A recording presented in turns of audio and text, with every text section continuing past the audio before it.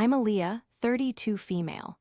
I live in a city center apartment with my fiancé, Ben, and I've spent the last decade meticulously building a career I can be proud of as a senior project manager for a major tech firm. My life is organized, my goals are clear, and my future feels secure. But that security was threatened not by the market or my company, but by the very people who were supposed to be my biggest supporters. My family, who believed my success was a resource they were entitled to drain. Before this story unfolds, I'd love to connect with you. Please let me know in the comments where you're watching from and what time it is in your corner of the world. It's amazing to see how far these stories can travel. My entire life has been a quiet competition with a ghost. Not a literal one, but the ghost of the son my parents, Helen and Richard, always wanted my brother Ethan to be. Ethan is 4 years my junior, and from the moment he was born, he was designated the creative one, the visionary, the one who wasn't meant to be tied down by traditional rules or expectations. I, on the other hand, was the practical one. This wasn't a compliment. It was a label that meant I was responsible, dependable, and, in their eyes, destined for a safe, boring life that could serve as a backstop for Ethan's grand ambitions. While I was praised for good grades, it was with a placid, satisfied nod. When Ethan brought home a C- in math, but a wildly imaginative clay sculpture, he was lauded for his unique genius. Our paths were set for us before we even understood what a path was. I didn't let it deter me. I channeled my frustration into fuel. I graduated high school with honors, got a scholarship to a great university, and earned my degree in business administration. Every step was deliberate. I started at my company as a junior coordinator, worked late nights, took on the projects nobody else wanted, and slowly, methodically, climbed the ladder. Each promotion felt like a victory, not just for me, but against the quiet, unspoken narrative of my childhood, that I was the supporting character in Ethan's story. My fiancé, Ben, a brilliant financial analyst, was my biggest cheerleader. He saw the fire in me and understood that my ambition wasn't just about money or status. It was about proving my worth to the two people who should have seen it all along. The news of my promotion to senior project manager was the culmination of a decade of hard work. It came with a significant salary increase, a corner office with a view of the city, and the leadership of a team on a flagship project. I was ecstatic. When I called my parents to share the news, the reaction was predictably lukewarm. "Oh, that's wonderful, dear," my mother, Helen, said, her voice thin over the phone. "You've always been such a hard worker." There was no excitement, no elation. My father, Richard, was even more reserved. "Good for you, Aaliyah. That's stable. Stability is important." The conversation quickly pivoted, as it always did, to their real focus. "Speaking of which," Mom began, "Ethan has some exciting news too. His brand is about to drop a new limited edition hoodie. He's a real artist, you know." Ethan's brand was a streetwear company he'd started 2 years ago called Apex Thread. It existed almost entirely on social media, fueled by my parents' money and Ethan's delusions of grandeur. He designed overpriced hoodies and t-shirts with edgy-sounding slogans, ordered small batches from a print-on-demand service, and sold them to his friends. To my parents, he was the next fashion mogul. To me, and to anyone with a basic understanding of business, he was a hobbyist with an expensive and unsustainable pastime. He lived at home, paid no rent, and used our parents' garage as his warehouse. Ben and I went over for the obligatory family dinner the following Sunday. The air was thick with a strange tension. My promotion was acknowledged with a single, cursory congratulations before Dad launched into a monologue about the challenges facing young entrepreneurs today. "It's a tough world out there for visionaries," he declared, looking pointedly at Ethan, who was scrolling through his phone at the table. "People who see the world differently, they don't have the safety nets that big corporations provide." I knew this was directed at me.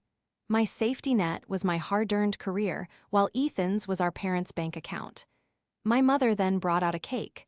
I felt a brief flicker of hope, but the icing read, "Congrats Apex Thread on the new line." My heart sank. This wasn't a celebration for me, it was an advertisement for him. Throughout dinner, Ethan talked animatedly about his brand identity, market penetration, and influencer outreach. He used all the right buzzwords, but there was no substance behind them. He complained about manufacturing costs, shipping delays, and the high price of online advertising. Ben, ever the analyst, asked a F. Yeo simple, probing questions. What are your profit margins per unit? What's your customer acquisition cost? Do you have a business plan for the next quarter? Ethan just scoffed. You wouldn't get it, man. It's not about spreadsheets, it's about the vibe, the culture. My father jumped to his defense. Ben, not everything can be boiled down to numbers. Ethan is building a community. I stayed quiet, stirring my mashed potatoes. I was used to this. I was the reliable, invisible daughter.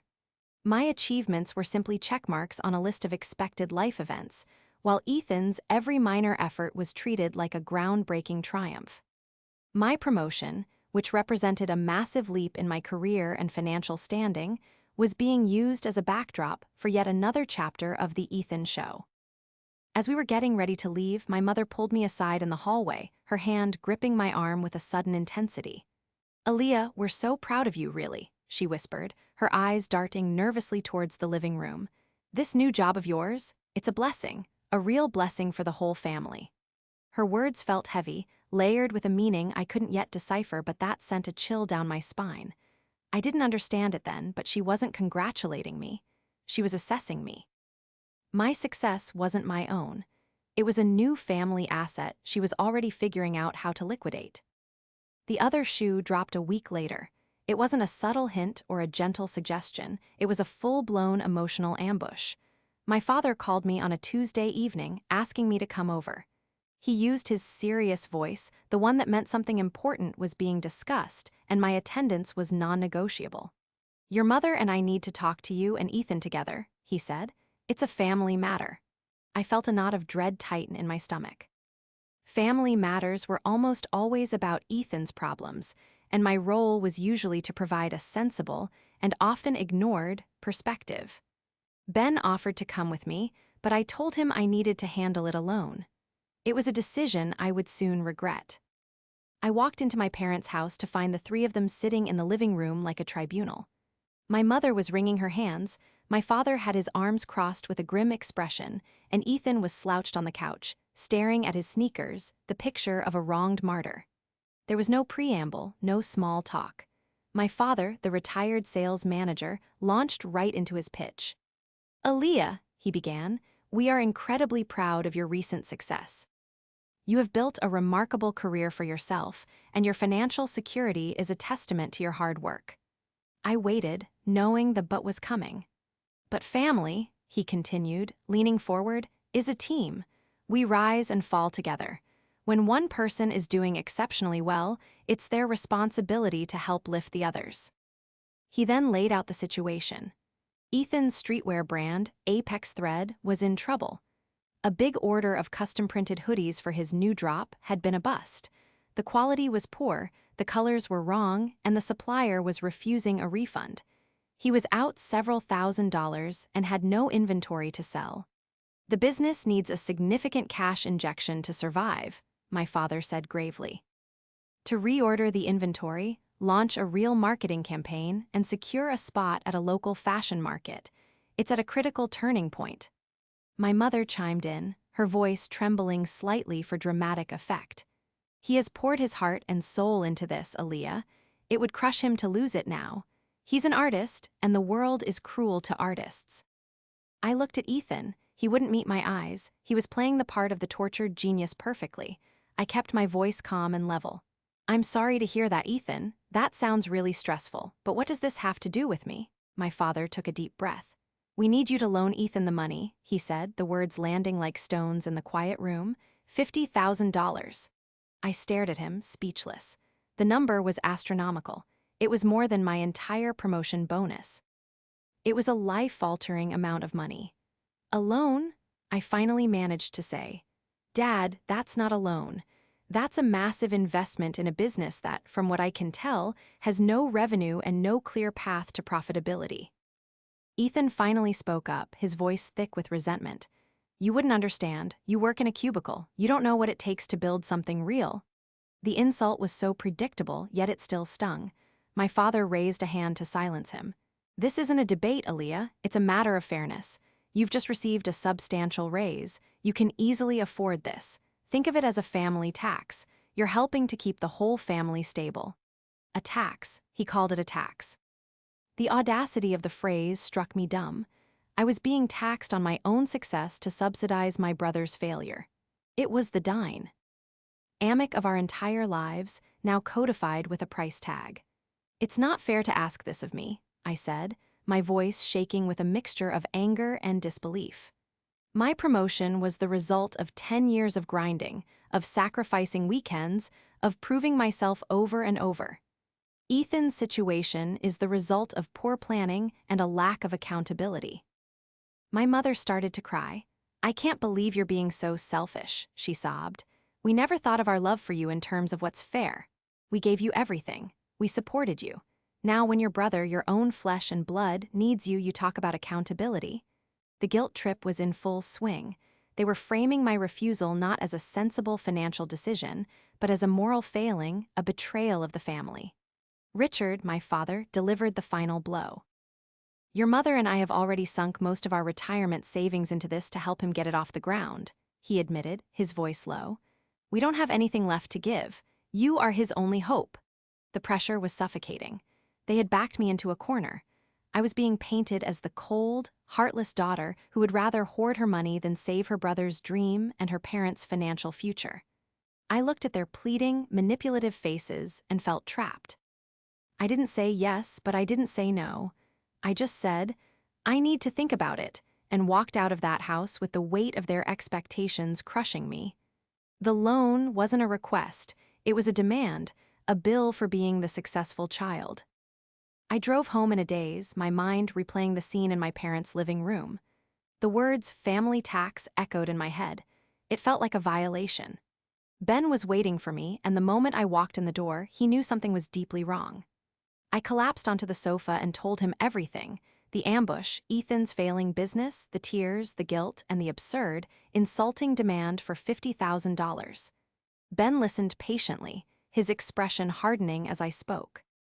As a financial analyst, he saw the situation with a stark clarity that I, mired in decades of family dynamics, struggled to find. Absolutely not, he said firmly when I finished. You are not giving them a dime. This isn't a loan, it's a black hole. You'll never see that money again, and this will only be the first time they ask. He was right, of course, my logical mind knew it, but the emotional hooks were deep. The image of my mother's tear-streaked face, my father's disappointed frown, they were powerful weapons they had been using against me my whole life. They said they've used up their retirement savings, I murmured, almost to myself. Dad said they have nothing left to give. Ben's eyes narrowed. Your dad was a sales manager and your mom was a bank teller. They've always been meticulous planners. Does that sound right to you? That they would liquidate their entire retirement for? Apex thread? He had a point. My father, in particular, had always preached about the importance of saving, of 401(k)s and diversified portfolios. He was the one who taught me to balance a checkbook when I was 12. For him to throw it all away on Ethan's half-baked clothing brand seemed incredibly out of character. The next few days were a nightmare of emotional manipulation. My mother called me multiple times a day, sometimes crying, sometimes leaving clipped, passive-aggressive voicemails about the importance of loyalty. My father sent me texts with links to articles about family helping family. Ethan sent me a single, petulant message: guess my dreams don't matter. They were a united front, and their campaign was relentless. I felt myself starting to buckle. Maybe it was easier to just give them the money. Maybe the cost to my bank account was less than the cost to my peace of mind. It was a conversation with an old college friend, Maya, that inadvertently cracked the whole thing open. Maya was a CPA who specialized in small business accounting. I called her not for advice on my family, but just to vent to a neutral party. I explained the situation in vague terms, focusing on the business side of it. A family member wants a huge loan for a startup, I said. It feels like a bad investment. Maya was sympathetic. Family and money is the worst combination, she said. If you're even considering it, you'd need to see a full business plan, balance sheets, cash flow statements. The works. Don't give them a cent without due diligence. On a whim, I mentioned my father's claim about their retirement funds.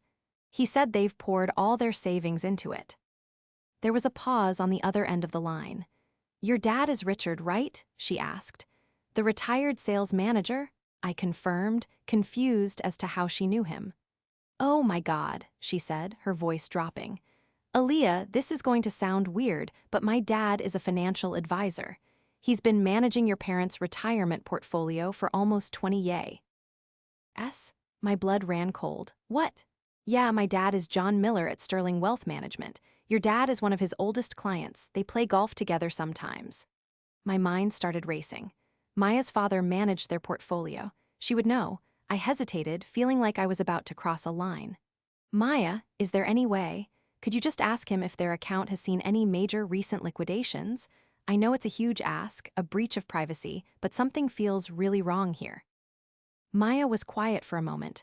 Normally, I would say absolutely not, she said slowly. Client confidentiality is everything, but this sounds predatory, your own family pressuring you with what might be a complete lie. Let me see what I can do. No promises. 2 days later, Maya called me back. Her tone was serious. Okay, Aaliyah, I have to be careful about what I say. My dad would lose his license if this got out. He didn't give me numbers, but he confirmed a few things for me off the record because he said he's had a bad feeling about your dad's recent inquiries. I held my breath. First, Maya said, your parents' retirement account is fully intact. It's healthy and has not been touched. There have been no significant withdrawals in the last 5 years. The floor fell out from under me. They had lied. It wasn't a misunderstanding or an exaggeration. It was a cold, calculated lie designed to manipulate me. But that wasn't all. Second, Maya continued, and this is the crazy part. Your dad, Richard, did call my dad last month. He didn't ask to withdraw money. He asked for advice on the best way to structure a loan to his son's business using another family member's income as collateral. He specifically asked about the tax implications of a large financial gift versus a loan and how to ensure the lender couldn't easily recall the funds. I felt sick to my stomach. This wasn't a desperate, last-ditch effort to save Ethan. This was a premeditated plot. They had researched how to take my money. They had planned this ambush from the moment they heard about my promotion. The story about their depleted savings wasn't just a lie, it was a weapon. The friend's favor hadn't just given me a piece of information. It had exposed a deep, rotten foundation of fraud that my entire family was built on. The revelation that my parents had lied, not just lied, but conspired, about their financial situation changed everything. The hurt was sharp and immediate, but it was quickly followed by a cold, clarifying anger. Every interaction, every guilt trip, every tearful phone call from the past 2 weeks was cast in a new, sinister light. This wasn't about helping Ethan, it was about exploiting me. Ben was furious but not surprised. This is what they do, he said, his voice tight. They enable him and see you as the solution to the problems they create. He was right. For years, I had been the responsible one, which I now understood was code for the future safety net. My success was never truly mine. It was always meant to be the family's emergency fund. That night, Ben and I sat down at our dining table, which quickly turned into a war room. The emotional fog had lifted, and now I needed facts. I needed evidence. If I was going to confront them, I couldn't go in with just a second-hand conversation from a friend's father. I needed a clear picture of the deception. The first question was simple. If my parents hadn't been funding Ethan's business for the past 2 years, who had? And what had they been doing with the money they did give him? I started with what I knew. Ethan lived at home rent-free, had his car insurance paid for, and was on the family phone plan. His basic overhead was zero.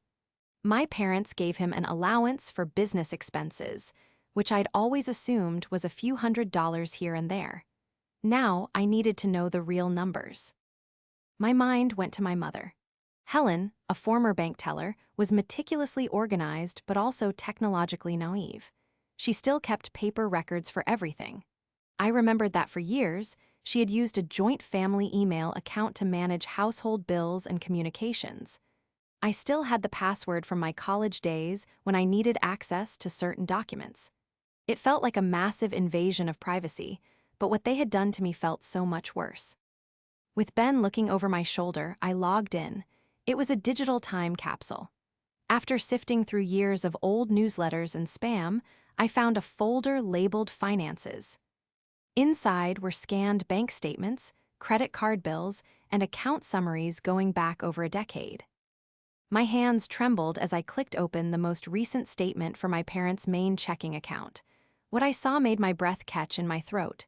There were regular, monthly transfers to Ethan's personal bank account, labeled Apex Support. The amounts weren't small, they were thousands of dollars each month. But it was the other transactions that told real story. There were charges from luxury retailers, expensive restaurants, and airline tickets to places Ethan had claimed he was visiting for business inspiration. There was a charge for a down payment on a brand new sports car, a car he'd told me a brand partnership had paid for. The lie was bigger and more insidious than I could have ever imagined. My parents weren't just funding a failing business, they were funding Ethan's lavish and completely fraudulent lifestyle. He wasn't a struggling artist. He was a con man, and they were his willing accomplices. Ben started plugging the numbers into a spreadsheet, his fingers flying across the keyboard. "Aaliyah, look at this," he said, pointing to the screen. "These transfers to Ethan started almost 10 years ago, right after you graduated college and got your first job." It was true. A small trickle of money at first, which grew larger with every promotion and raise I received. It was as if they saw my growing income as a justification for their increased spending on him. They were maintaining an equilibrium of fairness in their own twisted way. The more I earned, the more he deserved to be given. But the most damning piece of evidence came from a different folder, labeled Legal. Inside was a single PDF document. It was a home equity line of credit, or HELOC, taken out against my parents' house 5 years prior. The amount was for $75,000. According to the document, the reason for the loan was home improvements. I had been to my parents' house hundreds of times in the last 5 years. They hadn't done any improvements. The kitchen had the same dated wallpaper, the carpets were the same, and the guest bathroom still had a leaky faucet. Where had that $75,000 gone? Ben cross-referenced the dates. The HELOC was taken out the same month Ethan decided to drop out of community college to find himself. The subsequent bank statements showed large lump sum transfers to Ethan, one after another, until the entire line of credit was depleted. They had mortgaged their future, lying to the bank about the reason, to give my brother seed money for a series of failed ventures that predated Apex Thread. They hadn't just lied to me about their retirement. They had been systematically draining their own assets for years to prop up his fantasy life, all while telling me to be more responsible and save my money. The $50,000 demand wasn't a desperate, one-time request. It was the next logical step in their long-term financial plan. Once their own well ran dry, they would tap mine. The deception was breathtaking in its scope and its cruelty. They hadn't just asked for a loan, they had tried to make me the next mark in their decade-long family con. The anger I felt was a clean, cold flame. All the confusion and guilt had burned away, leaving behind a resolute sense of purpose. They had underestimated me. They saw me as the dutiful, easily manipulated daughter, the walking ATM for their golden boy. They had no idea I had a mind honed by a decade of managing complex projects, anticipating risks, and negotiating contracts. And they certainly hadn't counted on my fiancé being a financial analyst who could dissect their lies with forensic precision. They wanted to play a financial game? Fine. I would play, but I would write the rules. I told Ben I'm going to give them the money. He looked at me shocked before a slow smile spread across his face. "Oh," he said, "I see. You're going to give them the money, but on our terms." That was exactly the plan. For the next week, Ben and I worked tirelessly. We weren't just planning a confrontation, we were building a fortress. Ben took the lead on drafting the legal document. It wasn't going to be a simple IOU scribbled on a napkin. It was going to be an ironclad, legally binding loan agreement, drafted with the help of a lawyer friend of his who owed him a favor. The contract was a work of art, beautiful in its merciless precision. It specified the loan amount, $50,000. It detailed the interest rate, which we set at a standard, commercially reasonable prime rate plus 2%. It outlined a strict repayment schedule, with monthly payments to begin exactly 90 days after the funds were transferred. But the real teeth of the contract were in the collateral and default clauses. The contract stated that since Apex Thread LLC was a business with no assets, the loan needed to be personally guaranteed by all parties benefiting from the capital injection. This meant not just Ethan, but my parents, Helen and Richard, would have to sign as co-guarantors. They were, after all, partners in this venture, as their own bank statements proved. The default clause was Ben's masterpiece. If any single payment was more than 30 days late, the entire loan amount, plus all accrued interest, would become immediately due. If they failed to pay, the contract gave me the legal right to place a lien against the guarantors per sonal assets, and we knew exactly which asset we would target, their house. The house they had already leveraged with a HELOC to fund Ethan's fantasies. By signing, they would be putting their home on the line, securing my loan with the only real asset they had left. It was beautifully, poetically just. They had lied about losing their assets to get my money, and now they would have to risk their actual assets to get it. While Ben perfected the legal document, I worked on the second part of the plan, the presentation. I gathered all the evidence we had uncovered, the scanned bank statements showing the monthly transfers, the records of Ethan's luxury spending, the details of the home equity line of credit, and the notes from Maya's father about their inquiries into securing a loan against my income. I organized it all into a clear, undeniable timeline of their deception. This wasn't going to be a shouting match. It was going to be an audit, a cold, factual presentation of their fraud. The final piece of the plan was the bait. I needed to get them to agree to my terms, and I knew they would be suspicious of a formal contract. So I decided to play the part they had cast for me. I called my mother, my voice full of weary resignation.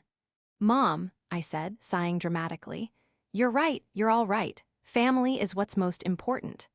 I could hear the triumphant smile in her voice. "Oh, Aaliyah, I knew you'd see reason. You have such a good heart." I continued, "I've decided I'll give Ethan the loan, $50,000. But," I added, injecting a note of what I hoped sounded like naive corporate prudence, "my fiancé, Ben, is insisting we do it properly. He says for an amount this large, we need a simple document just for tax purposes and to keep things official. He's drawing something up. It's just a formality, you know." As I expected, my mother readily agreed. "Of course, dear, that's very responsible. Your father will be so pleased you're being so professional about it."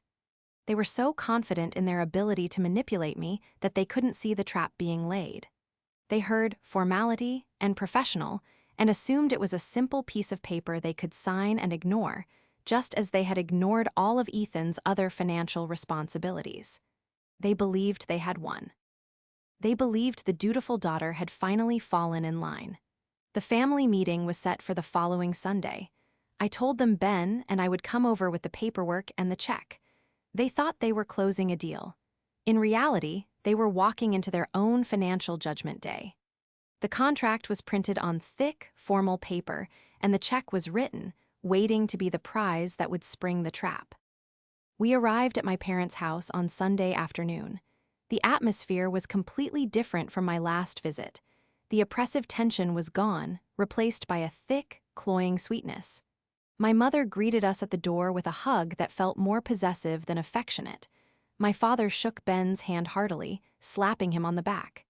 "Good to see you, son. Glad you're here to help Aaliyah make a smart business decision." Ethan was practically vibrating with excitement, already talking about the new hoodies he was going to order. They were celebrating their victory. It was nauseating. We all sat down in the living room, the same room where they had ambushed me weeks earlier. My father gestured grandly to the coffee table. "Well, let's get down to it. Let's help this young man's business take flight." I took a deep breath and placed a thin folder on the table. Absolutely, I said, my voice steady. But before we sign anything, I think it's important that we're all on the same page about the finances. I see this not just as a loan, but as an investment. And as an investor, I've done my due diligence. I opened the folder. My mother's smile faltered slightly. Ethan rolled his eyes. My father, however, leaned forward, intrigued by my use of business jargon. Due diligence? Good girl, what did you find? Well, I began, pulling out the first document. I started by trying to understand the full financial picture of the family to see how you've been supporting Ethan's venture so far. I laid down a summarized spreadsheet Ben had created. According to your bank records, you've been transferring an average of $3,000 a month to Ethan for the past 5 years. That's a total of $180,000. My mother gasped. My father's face went pale.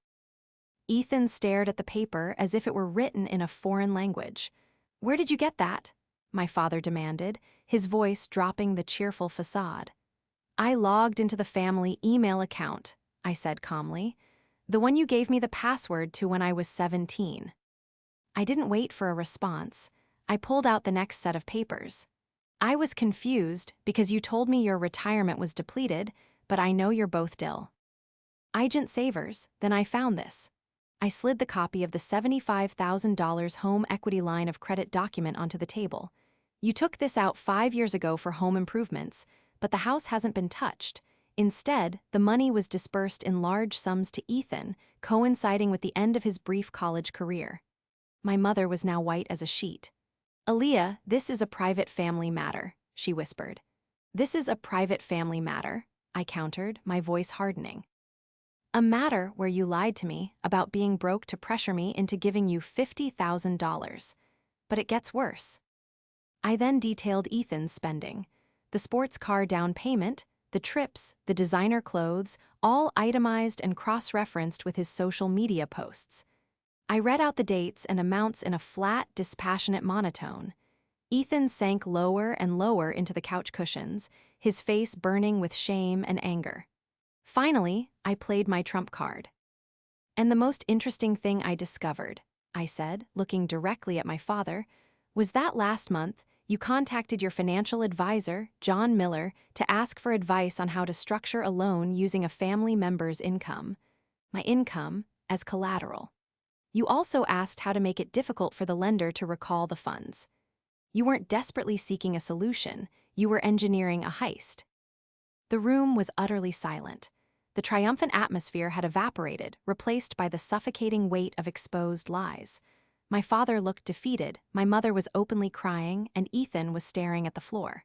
This isn't an intervention for Ethan, I said, my voice ringing with clarity. This is an intervention for all of you.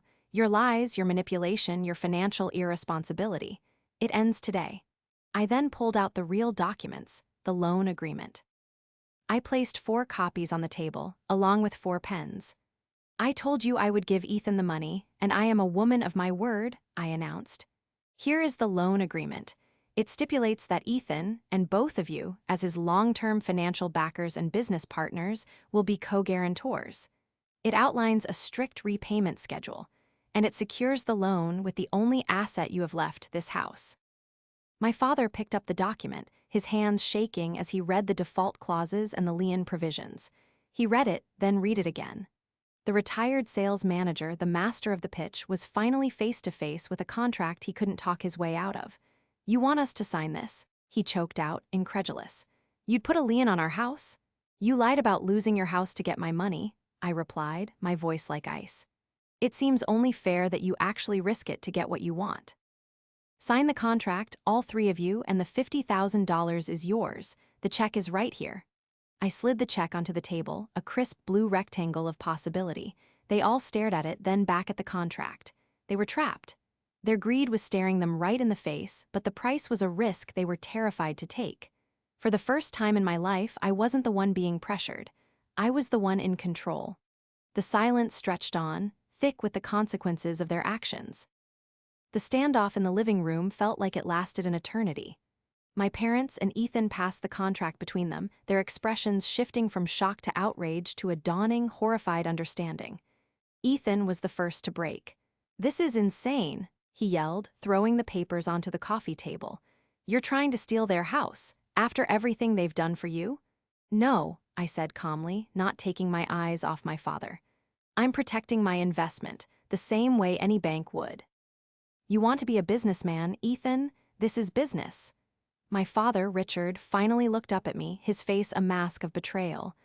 "Aaliyah, how could you do this to your own family?" he asked, his voice a hoarse whisper. "You're asking the wrong question," Ben interjected, speaking for the first time. "The question is, how could you do what you did to your own daughter?" My father had no answer.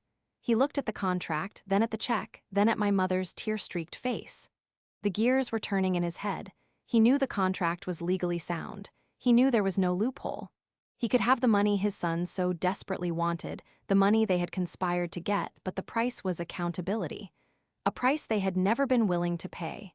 In the end, it was cowardice, not conscience, that made the decision. They couldn't bring themselves to sign.